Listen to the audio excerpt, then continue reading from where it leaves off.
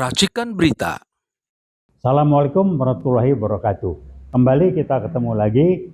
UI World kali ini saya mewakili dan berangkat dengan Veritas, Probitas, Justisia. Kebenaran, kejujuran, dan keadilan.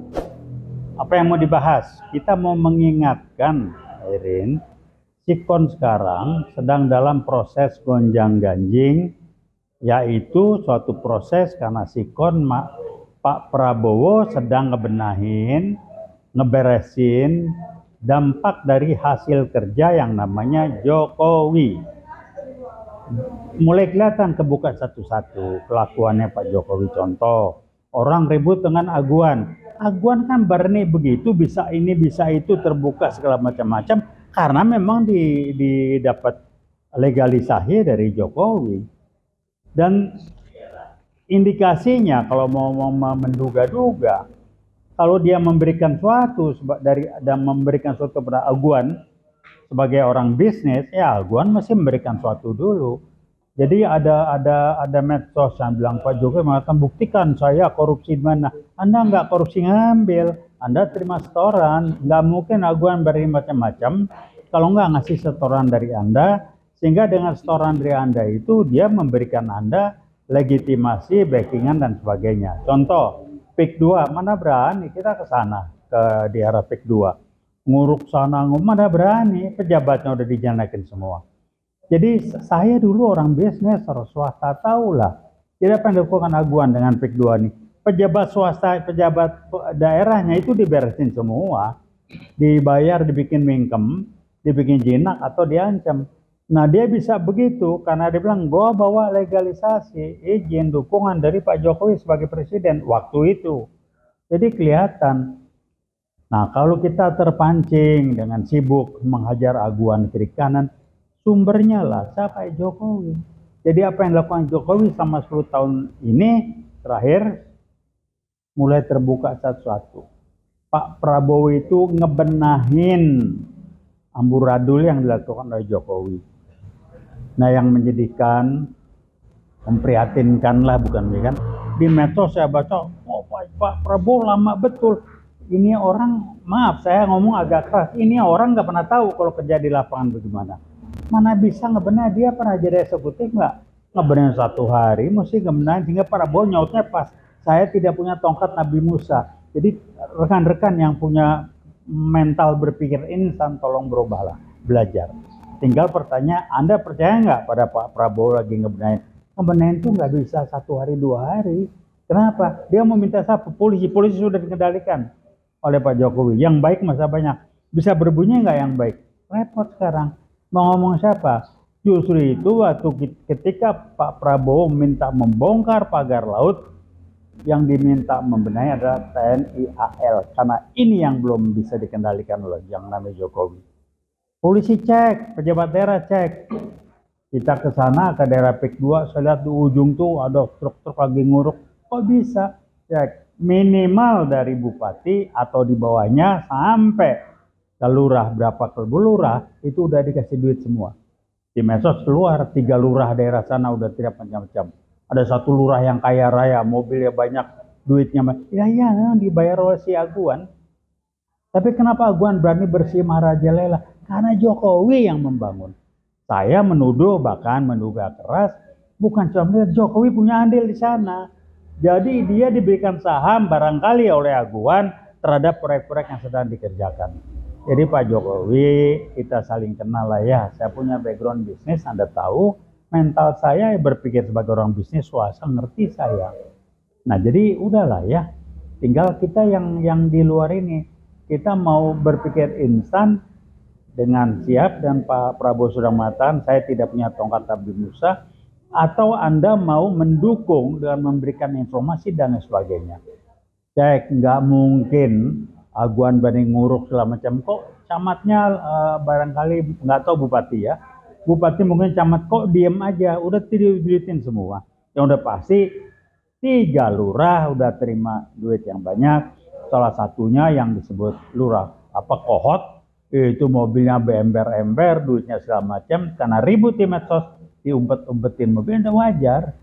Jadi kalau nggak begitu ya bukan orang bisnis Aguan. Pertanyaannya yang harus kita pelajari, kenapa dia berani, kenapa dia bisa melakukan itu? Jawabnya satu, sumbernya adalah kelakuan Jokowi. Ini 10 tahun dia ngacak-ngacak Republik, satu-satu mulai terbuka. Pagar laut berapa kilometer? Kenapa lagi bikin nggak ada yang ribut? Karena udah disumpel duit semua. Jadi Pak Prabowo butuh waktu, saya yakin beliau bukan orang yang korup dan tidak bisa disogok. Saya kenal betul beliau.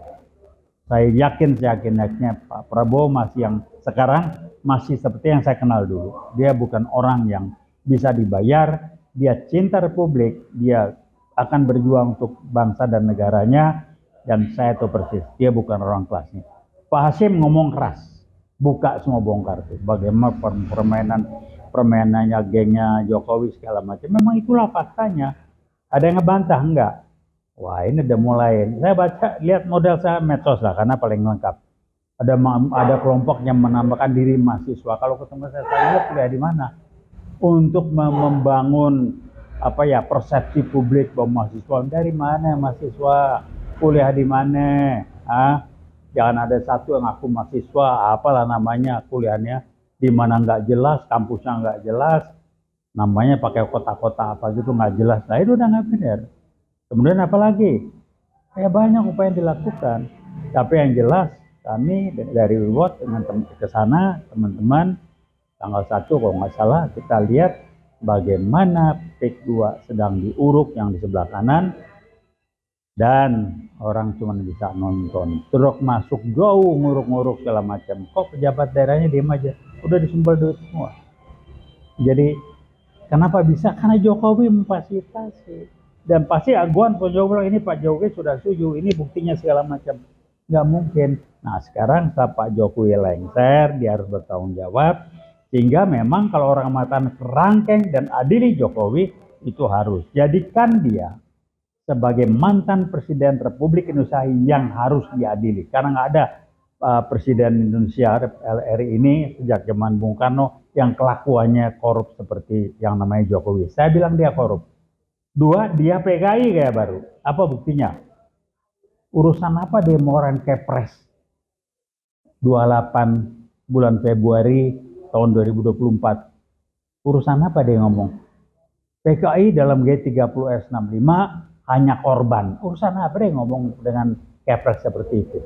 Jadi udah jelas lah, dia memang PKI kayak baru dengan ciri-cirinya adalah semua keluarganya, anak-anaknya ikut campur dari anak menantu segala macam sampai dengan istrinya katanya segala macam.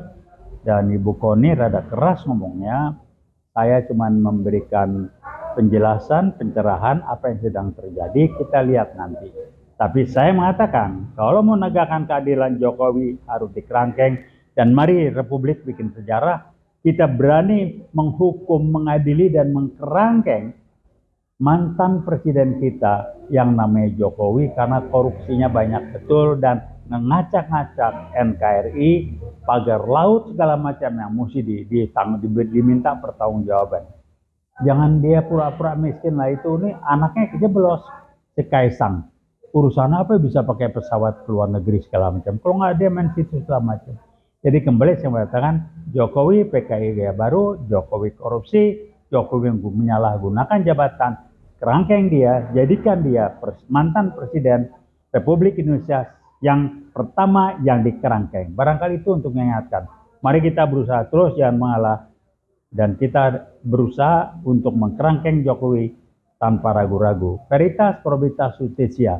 Wassalamualaikum warahmatullahi wabarakatuh.